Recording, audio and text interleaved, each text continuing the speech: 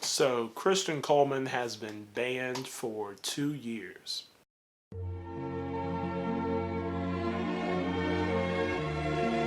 Hey, what's going on, y'all? Welcome to MJPTV, where we put track and field first. I'm MJP, and I just want to thank you for clicking on my video. If you haven't already, make sure you like, subscribe, hit that bell, and hopefully share the video so we can help this channel grow.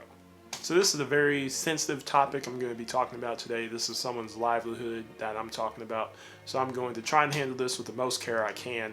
This isn't just a clickbait thing to just, blow this thing out of proportion. We're going to look at the details and analyze what actually happened to get Christian Coleman banned for 2 years.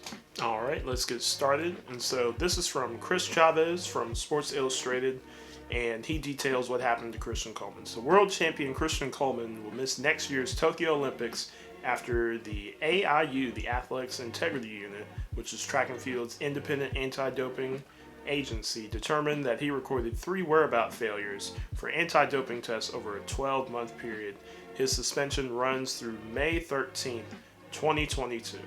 And so let's define what whereabouts are. So I'm going to be reading from the AIU's website, and so under what is whereabouts. So they state whereabouts information is used by the AIU to locate athletes outside of competition periods for no notice anti-doping tests. These tests are central to the AIU testing program. And so the information they need is an athlete's overnight accommodation address, training information and locations, competition schedule, regular personal activities such as work or college, a 60-minute time slot in a specific location where you must be available for the entire 60-minute time slot. And so information should be detailed and precise, advisable to use GPS and other details so that way officers can locate them. And they must inform the AIU immediately when any of the above changes. And so if you want to find out more about the AIU and their policies, I'm going to leave a link in the description, so make sure to check that out so that way, and I'll also post links to the articles I use to help research for this video, so that way you can come to your own conclusions about everything that's happened. And so just a little history on Christian Coleman. He is the 6th fastest man in history with a personal best of 9:76. And so he's the reigning 100-meter world champion. So for him to get banned for 2 years is a big blow. He was the favorite for the Tokyo Olympics in the 100 meters coming up. And so his banning is huge news in the world track and field. That'd be like Patrick Mahomes being suspended for the entire season, essentially. So let's dive into some more details of this story. So the 3 incidents in question recorded by the AIU are a missed test on January 16, 2019, a recorded filing failure on April 26, 2019, and a missed test on December 9, 2019. So for the April 26th incident, under Christian Coleman. So for the April 26th incident, Christian Coleman, his whereabouts said he would be at his home in Lexington, Kentucky, but he was actually away on competition in Iowa. And so that's kind of a clear-cut irresponsibility on his part. I can't really think of any way to defend this or look at it from his angle. He said he was going to be somewhere. He had failed to update his whereabouts information, and so that was one of the big incidents that caused his suspension. And so Coleman had said he had updated his whereabouts, but the AIU determined that was done after the 1-hour window. And so Christian Coleman received another missed test. And so the one to me that brings up the most issues was the December 9th incident where he was supposed to be at his home again in Lexington and he was out shopping. And so to me, this is a real failing on Christian Coleman's part because, you do have to be responsible. I want to talk down on him because he, is using track and field to provide for his family. And so that's all in jeopardy right now because of these incidents. And, just thinking about missing 3 tests and he could lose his livelihood and the ability to provide for his family just over irresponsibility on his part. And so, you can't really defend his actions, but to me that's kind of harsh. But at the same time, the AIU does say, and it's in their guidelines, 3 missed tests or filing or inaccurate filings you get suspended for 2 years. And so he does have the chance to appeal this and maybe get reduced to a year. Hopefully that would put him in play for the Olympics, even though I highly doubt that.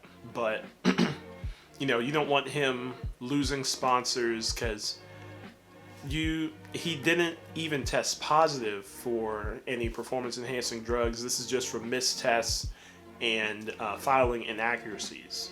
So to potentially lose your livelihood off of that, I don't think Christian Coleman should go out this way. And I don't think he'll go out this way. I think he'll, fight this. Hopefully, the AIU won't be as harsh, but at the same time, he does have to accept responsibility for his actions. And so this is where things kind of get complicated, because Christian Coleman's exact situation was actually gone through by Sadouaid Nasser, the reigning 400-meter world champion from Bahrain.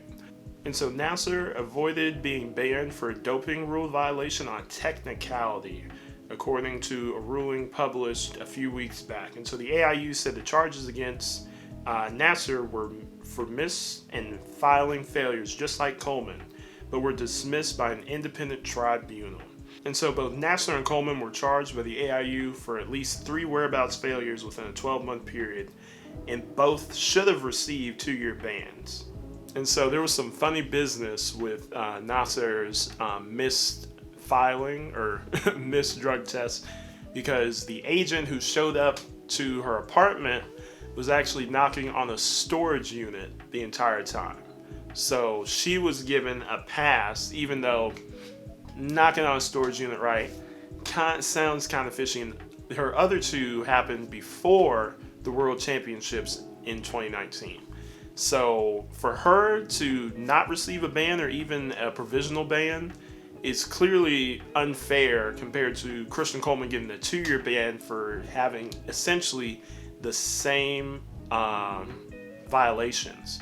So the AIU really needs to be held accountable for being consistent with the way they treat their athletes, and and they uphold the standards they said they were going to have, because this falls at their feet for not being consistent with the way they administer over athletics, because the sport will lose a lot of integrity if accountability, if they aren't held accountable for their actions. Because even though track and field isn't as bad as other sports like baseball and football with doping, track and field kind of gets scarred more for it, because they're like, well, you guys are supposed to be these natural athletes, right? And it's not a great look for the sport, especially since we're still trying to find an identity after the retirement of Usain Bolt. And so having lost Christian Coleman, it really is a huge blow to the sport. And so I have full confidence that the Olympics will still be great. So with the AIU setting precedent with everything that happened with Nasser, what happened to Coleman, even though he was clearly irresponsible, they should have, same crime, same punishment, but that's not what happened. Another thing to consider is all the interests that are involved. And so Nasser might not have been suspended just because of her position and her potential to win the 400-meter world championship like she did. So you do have to think about these things where her country might have, slid some money under the table to the AIU, be like, hey, chill out, right? And so they say, I don't want to speculate or anything, but, these things do happen, right?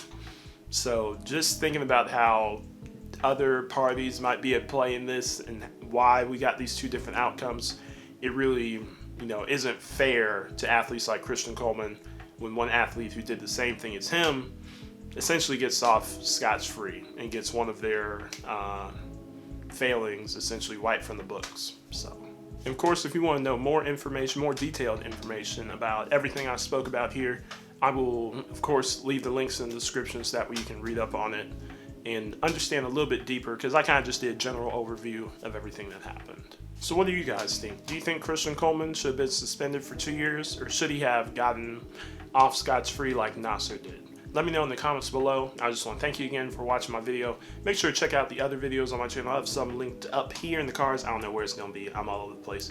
But thank you guys again. We're closing in on 100 subscribers, so hopefully we'll be able to hit that before the end of the year. And God bless.